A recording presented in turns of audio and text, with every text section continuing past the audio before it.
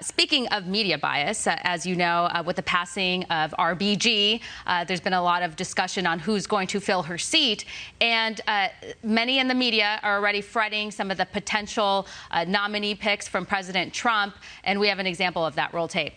Whoever President Trump nominates would move the court firmly to the right, making it solidly conservative. One of the leading contenders clearly opposes abortion rights. Administration officials say the frontrunner is Judge Amy Coney Barrett. President Trump put her on the 7th Circuit Court of Appeals based in Chicago 3 years ago. She's a former Notre Dame law professor and devout Catholic.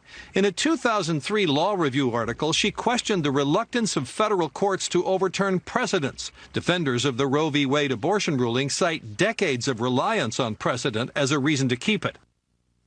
Yeah, they seem to be in a real tizzy that she's Catholic and also the fact that maybe she wouldn't support abortion. Right, yeah, and they can't say pro-life. It's always anti-abortion or anti-abortion rights. They can't say it's pro-life, which would be a simpler way to say it. Look, they want to focus on her faith and try to attack her in that regard, which is really interesting considering, you know, anytime anyone questions some of the policies of Nancy Pelosi or Joe Biden, the media comes out and go, oh, well, they're devout Catholics. They're devout Catholics. But here, when it's a judge that may see a Supreme Court nomination by President Trump, it's painted in the bad light. And they focus on her 7 kids, but they never say, well, look, here's a woman who has 7 children, 2 of which are adopted, 1 who has special needs, and she's a federal judge. This woman's doing quite a bit. It looks like she can handle a lot. It's not in admiration. It's always in condemnation. But I think this may turn. I mean, there's new polls that came out. Ipsos put out a poll recently.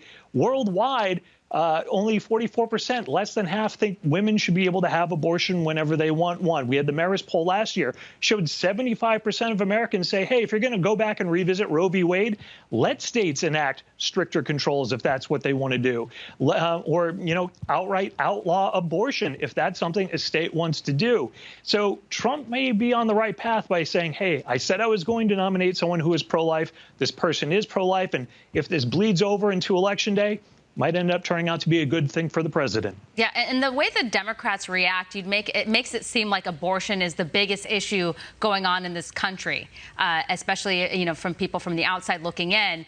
Like, they make it seem like that's the only thing that matters to Americans.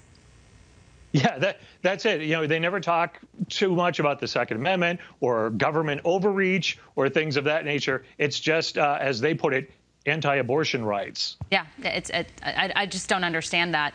And also there's another angle here is the fact that President Trump is committed to nominating women. And you would think that they would be celebrating this. This is like, you know, women in power. And if it was the other way around, if Trump was a Democrat, you know, they would be praising him. Well, they loved it when Joe Biden said he was going to have a female minority nominee for vice president to run on the ticket with him. That was a wonderful thing. That was a great thing. But when it comes to anything the president does, the mainstream media is going to take a negative attitude on it. It is just a given at this point. Yeah, absolutely. Well, Eric, we're going to have to leave it here. Thank you.